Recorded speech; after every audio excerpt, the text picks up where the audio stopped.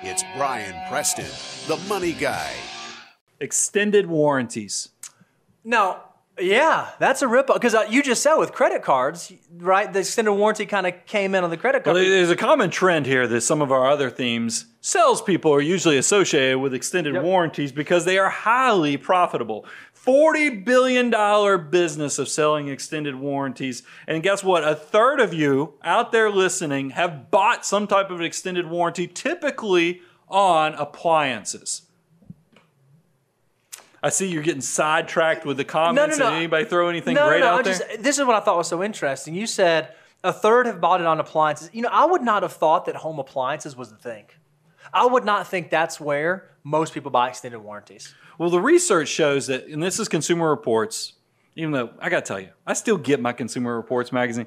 Another trash session on Tesla in the most recent issue. If you read this thing, I'm like, nobody at Consumer Reports owns a Tesla. It's just obvious because they're rating.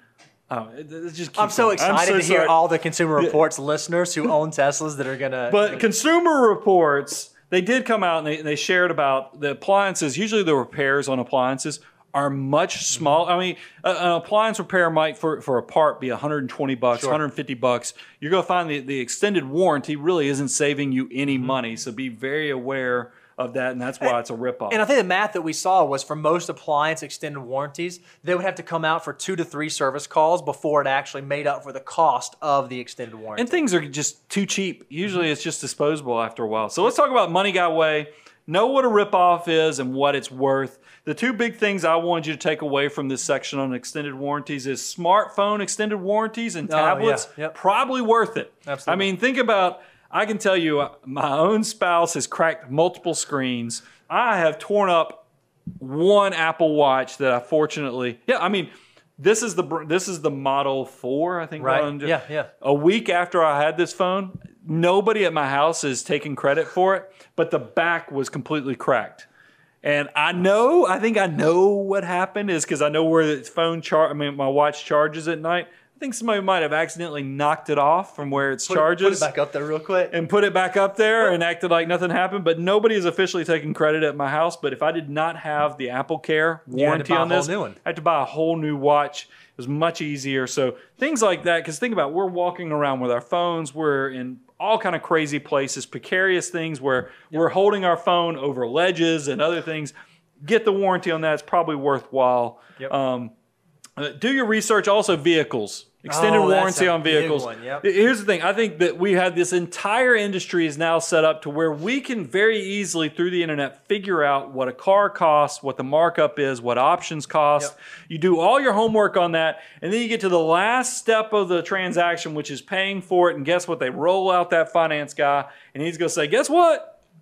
I got some options for you. You want to protect this thing. You've done such a great job of negotiating, getting a good deal. But this is when they roll out. They got warranties on your wheels. They got warranties on the, do you want bumper to bumper protection? I mean, you need to be prepared that somebody's going to pitch you on this because they might, all that hard work you did on negotiating one heck of a deal might be lost on that last step when you help them make all that money back on the extended warranty. So here's my advice for you. Before you go pick up the car, because you might have already negotiated, I would advise you to already have the car negotiated.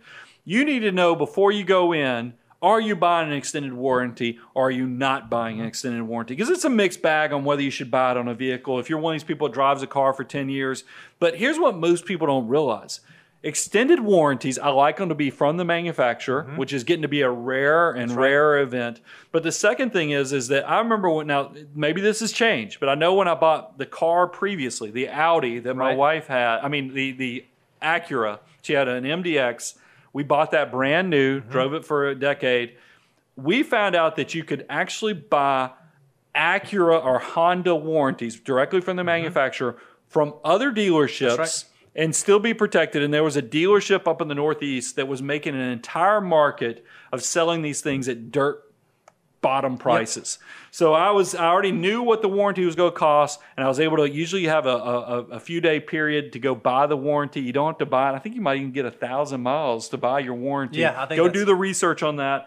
But it's one of those things. Know what you're going to pay. Do your research. Just as like you find a deal on the buying of the vehicle, make sure you're getting a deal on the warranty if you want to do that. So the big thing I'm hearing for you, if you are thinking about buying an extended warranty on an automobile, it's not a solid yes or solid no, but know that before you get to the negotiation It leans definitely table. more to the no. I will tell you, I think because cars are so dependable these days, but if you're one of these people that worries about the cost of the repairs, I do think extended warranties rip off, but just know where you fall in it so you don't get ripped off even more than you have to. Love it.